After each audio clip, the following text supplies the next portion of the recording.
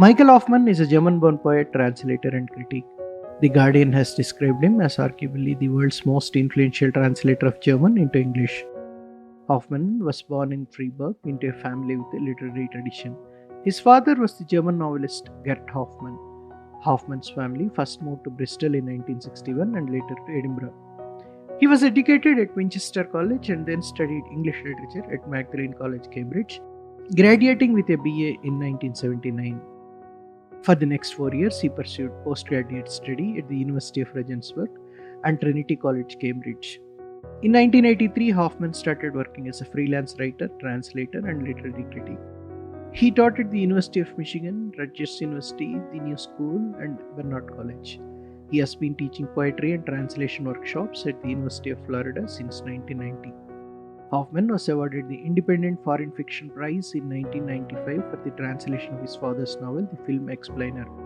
Among the other notable awards he received are the Arts Council's Writers Award, the International Dublin Literary Award, Helen and Cartwell Translators Prize, the Oxford Weidenfeld Translation Prize. Hofmann was elected a Fellow of the Royal Society of Literature in 2023.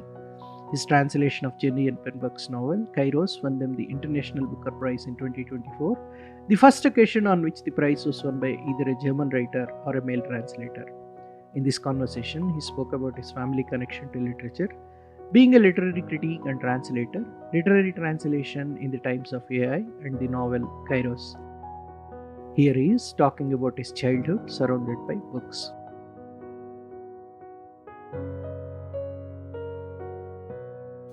My father was a writer of a German writer of radio plays and plays, who later went on to write novels. He wrote in the last 10 years of his life. He wrote a dozen or so novels. Gert Hofmann. I was their first, their oldest child. I remember he taught me to read and write when we were newly arrived in England. When I was 4, he sat at his typewriter, and I stood beside him, and he tapped syllables. So it wasn't by sort of not word recognition, but syllable, and so not sort of nonsense syllables, which I'm told is now the thought of as the better method. But that's how I learned to read. He read to us. I later had 2, then 3 younger sisters, and he would read to us from when I was 8 or 10, and that was always thought of as a great treat. So we would sort of sit in our pajamas in blankets, and he would read us Kafka, or he would read us bits of Thomas Mann. He would read us Gogol. He would read Hofmannsthal. He would read all sorts of things. I think the Kafka started. I mean, it sounds like punishment. It wasn't sort of viewed as punishment. It was really was a sort of a form of distinction. So he did read us Die Verwandlung, Metamorphosis, from when I was 8 or 9. Beyond that, he and I had many long conversations. We would talk endlessly about books. He directed my reading. He gave me a copy of Gorky's trilogy, my life, my childhood, youth, universities, and I remember it was a Christmas present, and I read the thing on Christmas night. It was so much to do with books, and later when I went to boarding school in England, I had no room anymore, so I then slept in the study, and there I really was sort of face to face with his books, and in a room with his desk, and really the whole thing was books, and it seemed to me that what he had to offer as a man and as a father was books. And you took that from him as my younger sister and I did, or it really wasn't much use to you at all, as I'm afraid was the case with my middle sisters. But hence books as the greatest good, and all the endless bedtime, nighttime, staying up at night, my eyes scanning the backs of all these books, which I've probably more or less read, mostly German books, which I probably read most of, or I certainly read the English ones among them. And that's the story. I mean, there was very little to distract one from books. We didn't have a television. That was really that was about it. And then these walks and talks, these conversations we would have together. You're a highly distinguished poet too. Did the poetry happen first or the translation? The poetry happened first. I mean, I did the poetry happened because I thought like a normal person I would write fiction and stories as he did, and I had a go at that, but nothing I wrote was over half a page, and it was always crippled with self consciousness. And at some point, this was when I was 18, 19.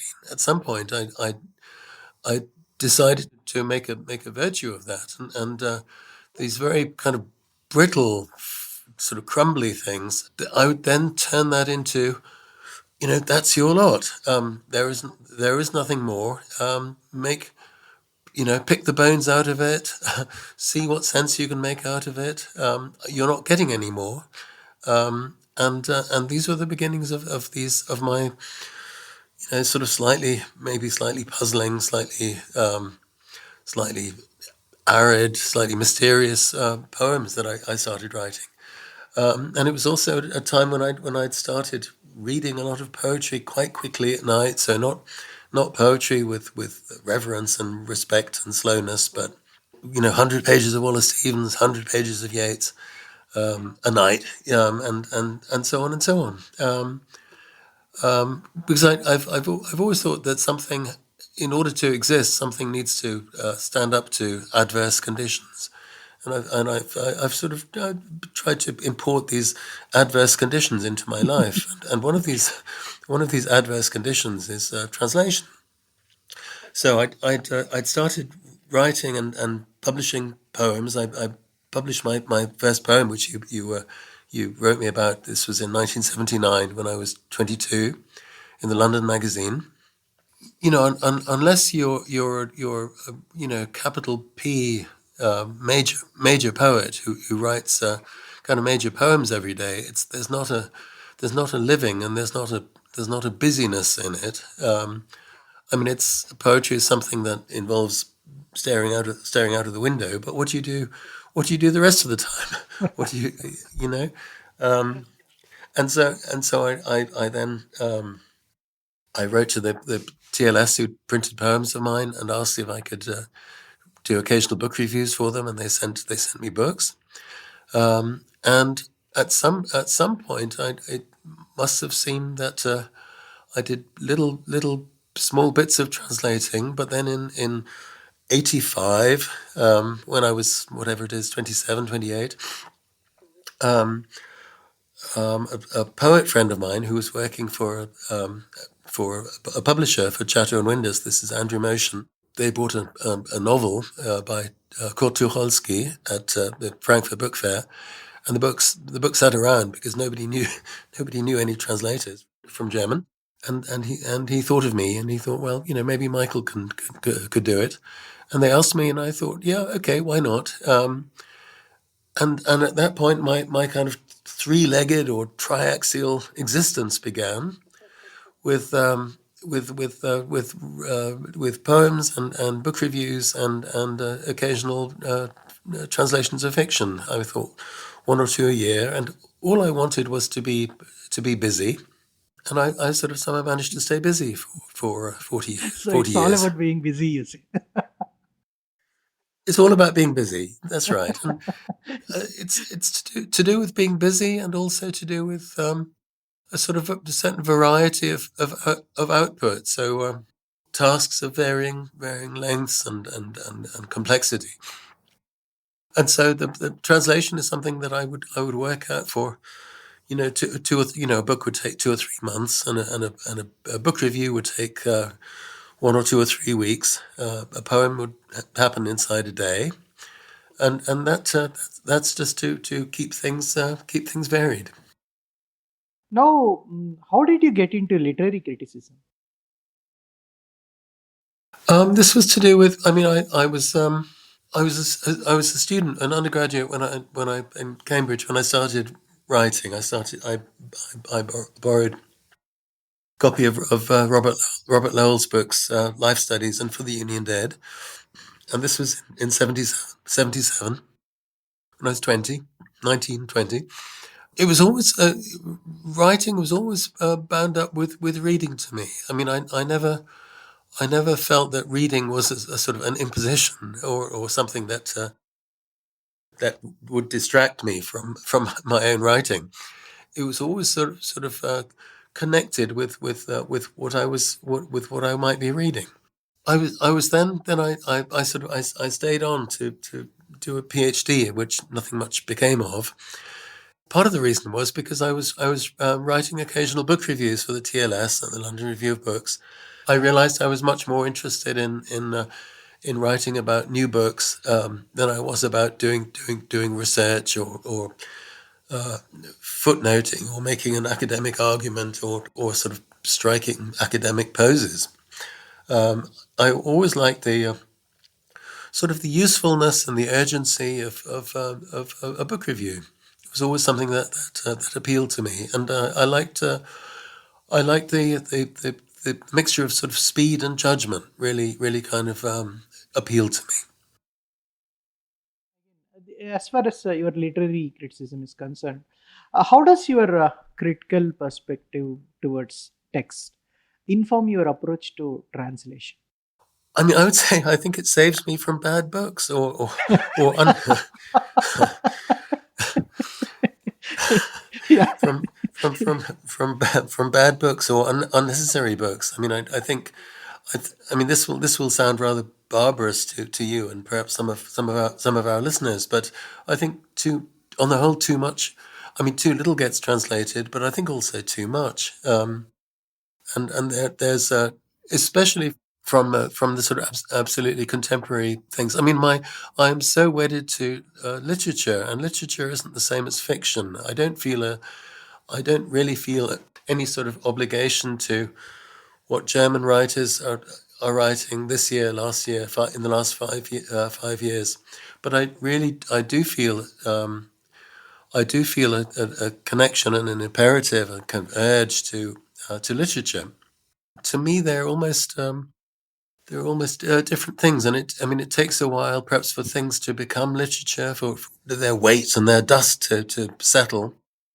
And I think that's also one reason why I also drifted towards translating slightly older books from what the Germans call the Klassische Moderne, classical modern period, which they call the 20s and 30s.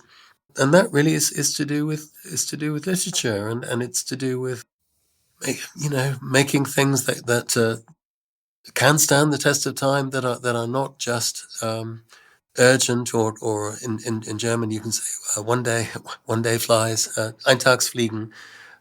I mean, some kind of pre-selection, and there are other arguments that sort of came along to sort of thicken or reinforce that as well. I mean, I think it was a really great time for German books. There were great German writers, and it was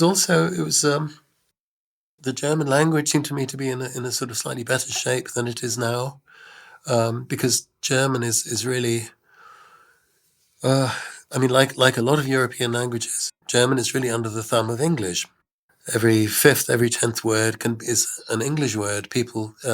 English words come in and are conjugated and declined, and even when there are German words, you score, as it were, by using an English one instead. Even in Telugu, it's like that. Even in Telugu, Yeah, a lot of English words yeah, creeping in, actually. yeah. Do you like that? I mean, No, I don't. I you don't don't. like that either? I don't like that.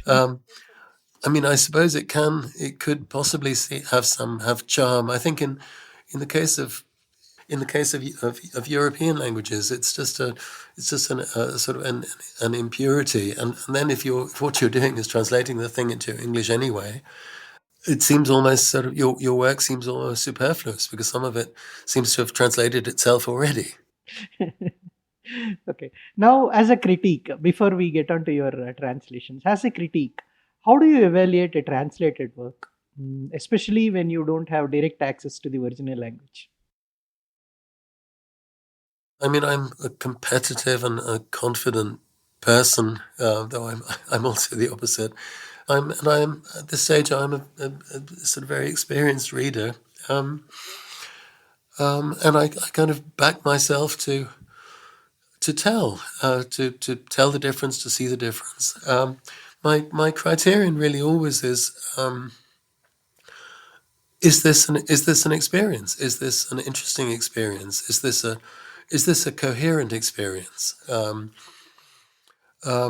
so, when I was writing about the Icelandic novelist Halldór Laxness, his great book called Independent People, and this was translated once in the 1930s, and I thought it was by a man called Thompson, if I remember, an English schoolmaster, and I thought it was a spectacularly good translation. I mean, for one thing, it's not been superseded. No one's come along with another one.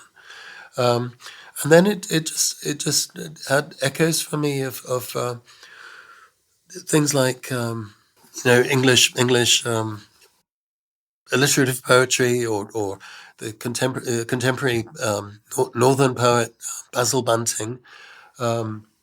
I could sort of see and hear and imagine those sort of other literary things in it. So you really could see, you could really be in some grass hut, eating dried fish and wearing sheepskins that you were sewn into for the winter. I mean, it seemed it was done with sort of absolute belief, and that's one thing. I think when I read Rabassa's Marquez, I thought this was an absolutely spectacular translation because it's so colourful. It's so full of sense impressions. It's so full of taste and smell. I think you can tell.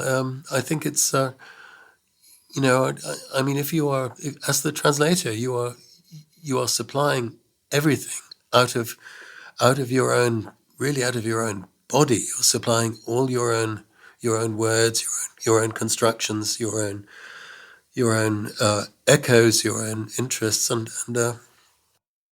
it seems to me really really important. And it's if you don't have that many resources, and it's sort of it's one of these big books or big writers, then it shows really really very quickly.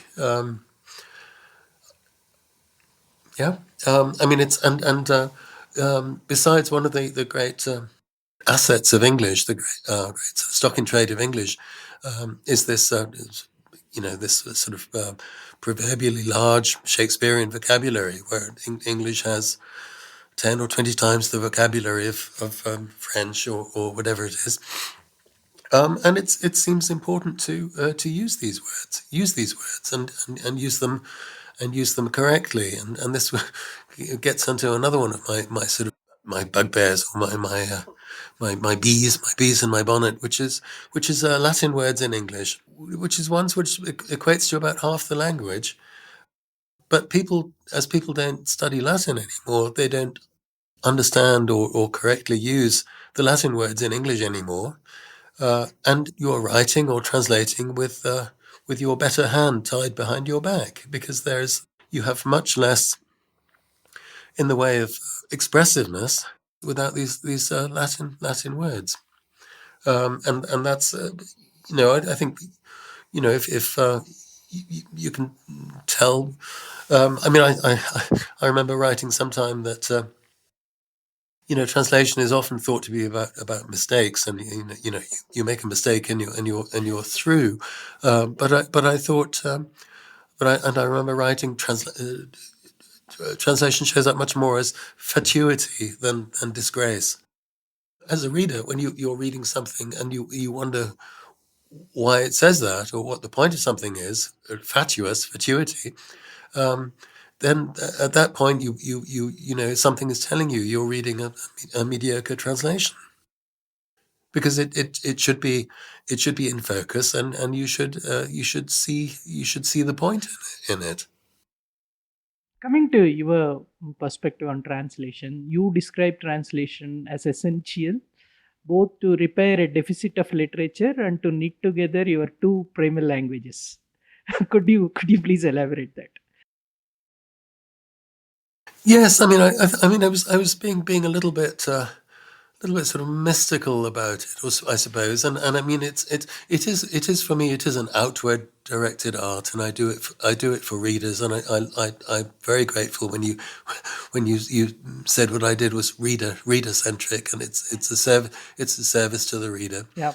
and that's true, but in a sort of you know, in a psycho way, which isn't of any really great importance to me, but it would have the effect of taking my childhood and my life, which has been spent sort of straddling two languages. So we spoke German at home in England, and I spoke English at school, and it would somehow, by translating, by making one seamless text out of everything, you're healing something which has a crevasse in it. Half your life happens in one language and half in another.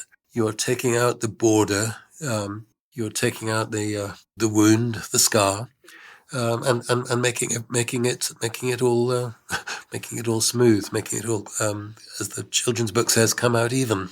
Yeah. I read your Kafka's translations, and I also read the recent novel, which won the international booker, the Kairos. As I indicated to you in the beginning, I believe that you are a reader-centric translator, and with regards to that, you have stated. Again, I go back to that Guardian interview. My translations are more egotistical than the run of translations. These things are also about me. Could you please elaborate?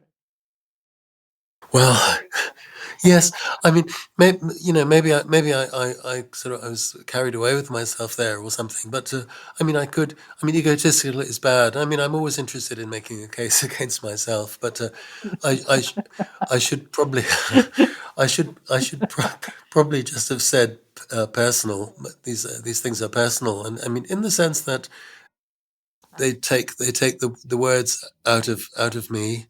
I think because I write under my own name, and I review and write poems under my own name, I see no harm in what I would call, some sort of admixture of self, or in making, sort of a kind of oxymoron, a kind of a personal translation. I mean, why shouldn't a translation have some sort of personal stamp? Why shouldn't a translation be inimitable? Why shouldn't a translation have style, have some kind of personal stamp? Basically, I run from one of these things to the next. Now, I don't really have time to reflect on what I'm doing, but I think if I did, I could probably find certain favored constructions, and I know I like my run-on sentences, and I know that in connection with Kafka, and I found the great usefulness of a pair of M dashes, just because there are so many moving parts in Kafka, and it's so easy to overload English with too many cogs in one sentence. English doesn't really like that, and it's a language that prefers to keep things simple.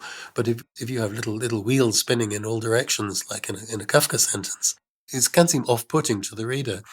And so I just take out one of these cogs, and put it in the sort of in an, as it were, an oil bath of this sort of pair of M dashes, and I'm left with a simpler sentence. I haven't sort of taken anything out, but it's much friendlier as a sentence, and it's much more in the familiar vein of English. and that seemed to me a kind of a useful thing. I do like my diction. I like my Latin words, my Latinity. It's almost like producing a little orchestral sound or something. Like there is something that over a page or 10 pages or so will have a sort of Hofmann sound to a reader, possibly. Yeah. I'm not sure it's a. I mean, it can be, it can be a bad thing. I'm not sure. It is it is a bad thing. It's not why I do it. It's not. It's not to kind of lift my leg over all kinds of German texts. But it wouldn't be better if it didn't happen. Put it that way. I like that little orchestral sound, the way you put it. Hmm. Now that brings me to your Kafka. It's one of the beautiful forewords I read for Metamorphosis and other stories, the Penguin edition, classical edition. You said, interestingly, you used a term called Kafka time. Kafka time. Yeah.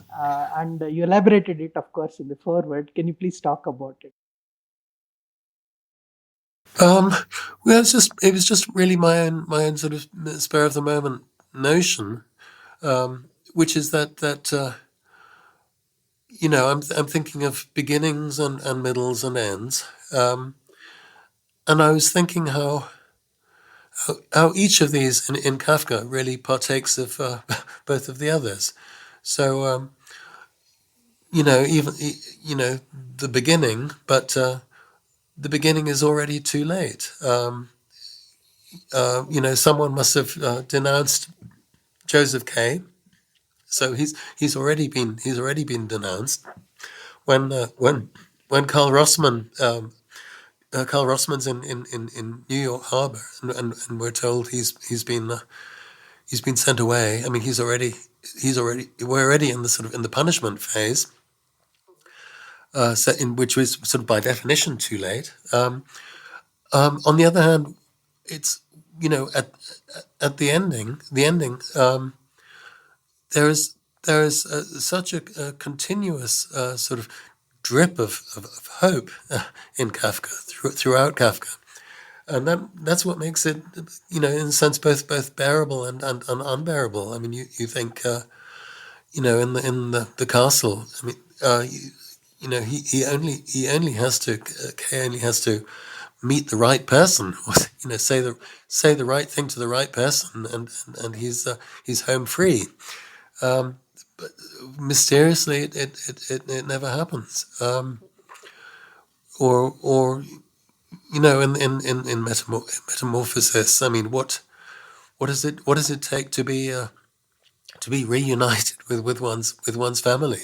I mean, Kafka. It's so full of good intentions.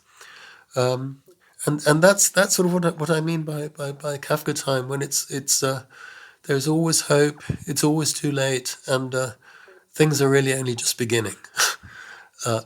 All three things all at once, and that's the great mystery and depth of Kafka.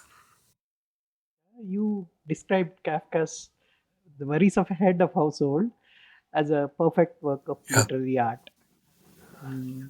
yeah. What do you think is exceptional about that story? I mean, it's perfect, but it's for Kafka. It's also absolutely, absolutely standard. So it's making something out of very little. So this is this very odd page and a half about this thing called Odradek. It begins with the name Odradek, which it sounds Slavic. Is it Slavic or is it German? Accounts differ. It's a sort of mysterious word. And then Kafka describes this thing, and it looks like a reel of thread, and there is thread on it, but they're little broken pieces of thread. The thing itself doesn't seem to be broken. Although it has one arm sticks out of it, and then something at a right angle. So it looks, if you think about it, it looks a little bit like a spur, like a horseman's spur.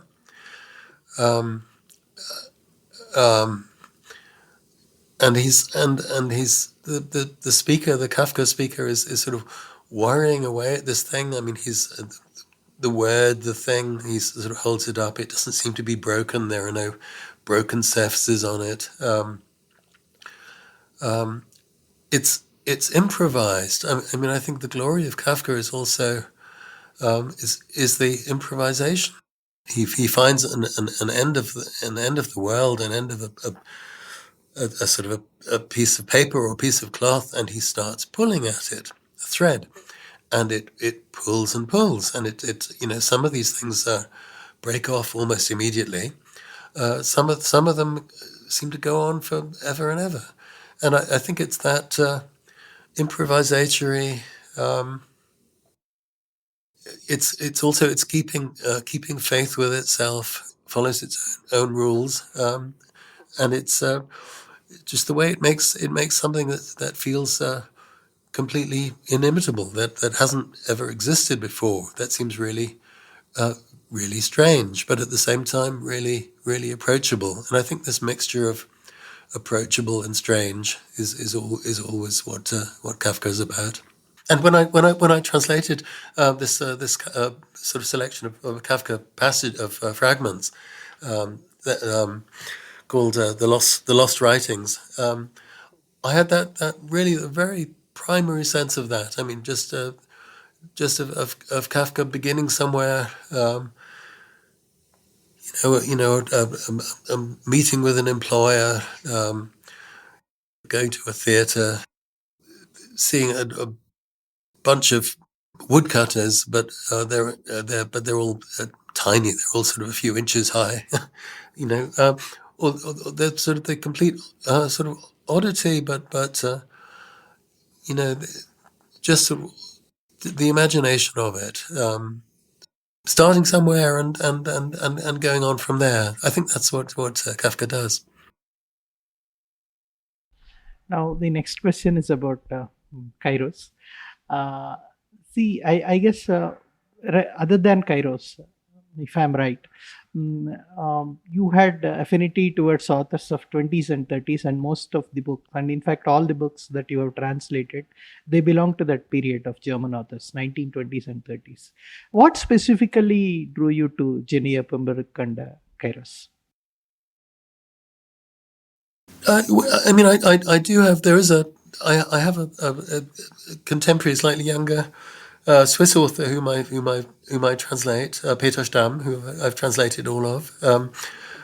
This month in March, there's a translation, my third translation of another Swiss writer who sadly died 5 years ago or so, Markus Werner. There are some contemporaries. When I first translated something of my father's, he was alive. In one of your interviews, you said dead authors are the best. Dead authors are the best. No, yeah, I mean, I hold with that. I mean, I would much rather my father had stayed alive in spite of being translated, but I've had very good times with dead writers.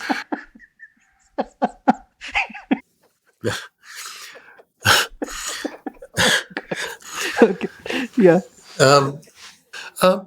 Well, I think one short answer would be she asked for me. She asked if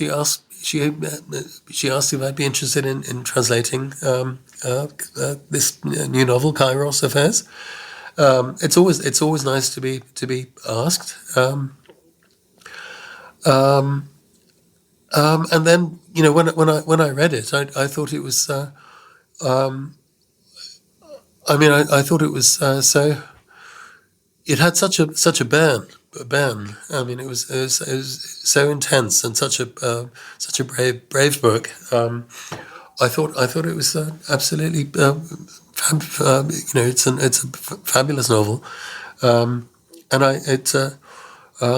congratulate myself on being asked. And I'm very proud of it and glad of it. It's a beautiful book, actually. Yeah. Thank you.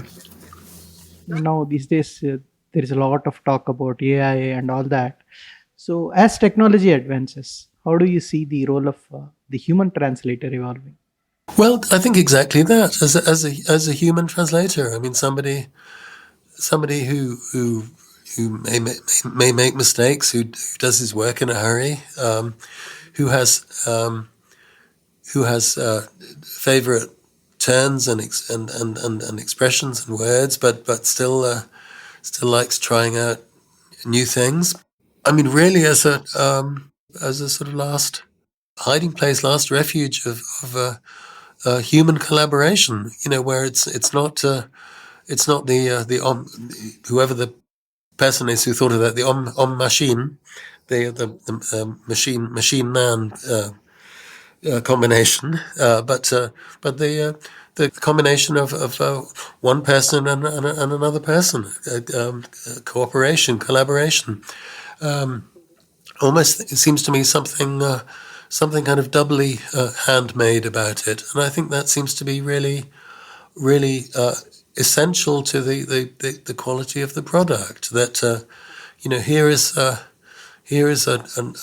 handmade novel being given a handmade translation, and I think I think people are increasingly interested in even in the age of technical reproduction. I think people are interested in seeing books sort of personalized in some way. So they like that, they like to have their books signed and so on. I mean, and a translation is a book with sort of two kinds of handwriting in it, as it were, and it's if you still enjoy reading, that in a sense there is something sort of doubly handmade, human-made, human hands about a translation. You put it beautifully. It's a human to human collaboration. When you say translation, Yeah. there is an original author and there is a translator. And of course, the literature is all about human connect. Yeah, totally. Yeah. My own hopes for myself, for my own poems was that simply that somewhere in the world there is somebody who reads these lines and to whom they speak, and that's literature. I mean, in a sense, never mind millions and hundreds of thousands, but I mean, anything sort of book related is like a message in a bottle, and it's a sort of personal thing, and there's lots of it has the odds are always against it, but it goes out with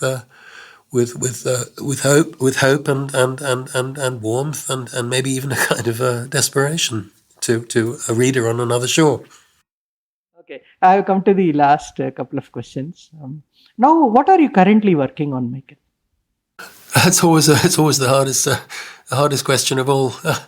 I mean, I'm going to write a piece about the Peruvian poet Cesar Vallejo, poet of the sort of left-wing poet exiled to Paris of the 20s and 30s. I've finished a translation of a man called Felix Hartlaub, who was a sort of a young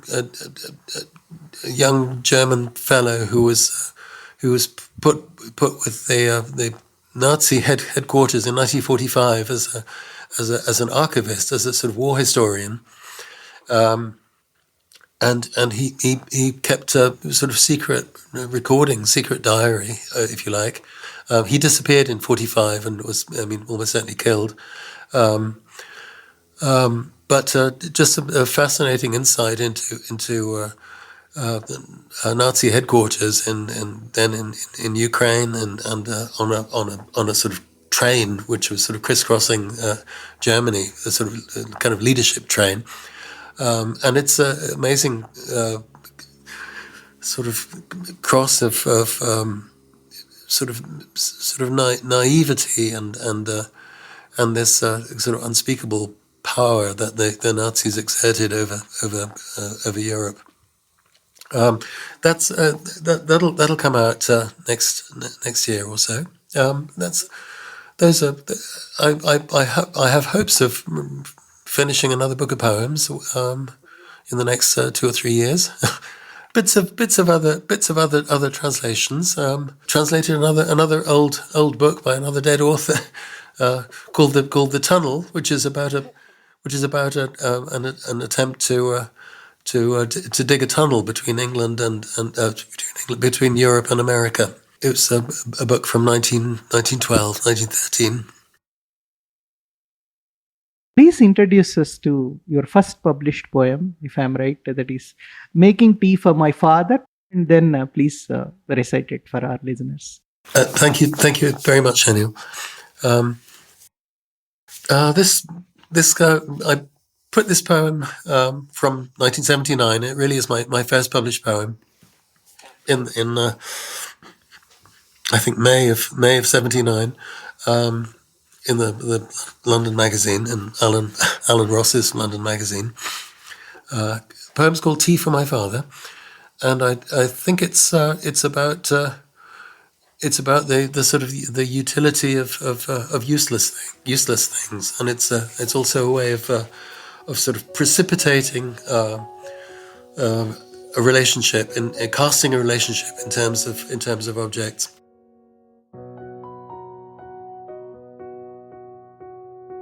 Tea for My Father. I think of his characteristic way of saying tea, with his teeth bared and clenched in anticipation. It is not his first language, nor his favourite drink, so there is something exotic about both word and thing. He asks for it several times a day, in the morning and afternoon only. Mostly it is to help him work. He likes it very strong, with cream, in mugs, and sweetens it himself.